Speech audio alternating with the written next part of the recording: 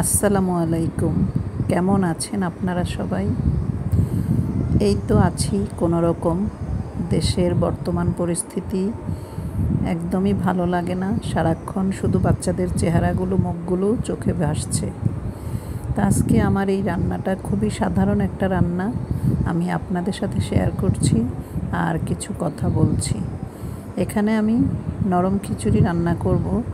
দুপুরবেলা, বৃষ্টির দিনে দুপুরবেলা খিচুড়ি, আর সাথে হলো মুরগির রোস্ট রান্না করার পরে যে অবশিষ্ট অংশগুলো থাকে সেগুলো আমি ভুনা করব একদম ঝাল ঝাল করে, আর সাথে আমি কয়েকটা কাবাব ভেজে নেব দুপুরে খাওয়ার জন্য। আপনারা কে কোথা থেকে আমার ভিডিওটি দেখছেন অবশ্যই কমেন্ট করে জানাবেন। এখানে আমি গরম পানিতে প্রথমে মুগ ডাল আর মসুরের ডালটা ধুয়ে দিয়ে দিয়েছি। তারপরে একটু নেড়ে চেড়ে এগুলো ফুটে উঠলে তারপরে আমি পোলাওর চাল দিয়ে দিব। হলুদ আর লবণ দিয়ে ডালটা সিদ্ধ করে নিব হালকা। পাশের চুলাতে আমি আগে থেকেই মশলা কষিয়ে নিয়েছিলাম। কষিয়ে তারপরে মশলার মধ্যে আমি মুরগির ঘিলা, কলিজা বা যে অবশিষ্ট অংশগুলো থাকে সেগুলো আমি পরিষ্কার করে ধুয়ে বেছে দিয়ে দিয়েছি। এখানে আমি গরম মশলা দিয়ে দিলাম, লবণ আর হলুদ সামান্য দিয়ে দিয়েছি খিচুড়ির মধ্যে। যেই অকস্মাৎ দুর্ঘটনাটা আমাদের দেশে ঘটে গিয়েছে সেটা কখনোই আমাদের কাম্য ছিল না।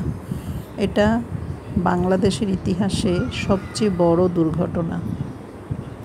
বাংলাদেশের ইতিহাসে এত বড় দুর্ঘটনা আর কখনো ঘটেনি। এত ছোট ছোট বাচ্চাগুলো জীবনের এত অল্প দিন বাঁচবে এটা কেউই ভাবতে পারেনি। কোনো বাবা মা কল্পনা করতে পারে না যে তার আগে তার ছোট নিষ্পাপ বাচ্চাটা আগে চলে যাবে পৃথিবী থেকে। এটা কারোই এখানে হাত নাই বা কিছু করারও নাই। একমাত্র আমরা আল্লাহর কাছে দোয়া করতে পারি আল্লাহ যেন সেই বাবা মায়ের কষ্ট লাঘব করে এবং তাদেরকে এই শোক সহ্য করার মতো শক্তি দেয়। আর যে বাচ্চাগুলো আমাদের ছেড়ে চলে গিয়েছে আল্লাহ তাদেরকে বেহেশত নসিব করুক, জান্নাতের মেহমান করে রাখুক। তবে অনেক বাচ্চাই এখনও নিখোঁজ, অনেক বাচ্চাই এখনও হসপিটালের বেডে কষ্ট পাচ্ছে। এগুলো আসলে বলে বর্ণনা করার মতো নয়। কথা বলতে বলতে আমার রান্নাও মাঝামাঝি চলে এসেছে। আমি খিচুড়ির মধ্যে পোলাওর চাল দিয়েছি, কাঁচামরিচ দিয়েছি এবং সাথে মশলাও একটু দিয়েছি, আদা রসুন পেস্ট, আর দিয়েছি গরম মশলার গুঁড়া। পাশের চুলায়ও রান্নাটা প্রায় হয়ে যাচ্ছে। এটা তো খুব সাধারণ একটি রান্না।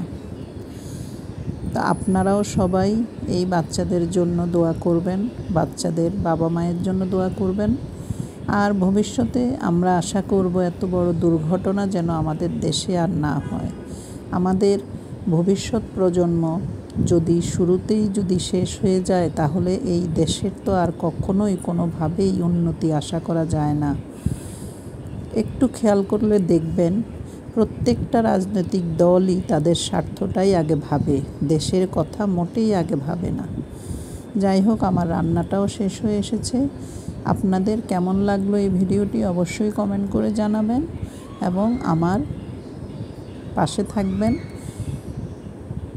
ধন্যবাদ। আসসালামু আলাইকুম।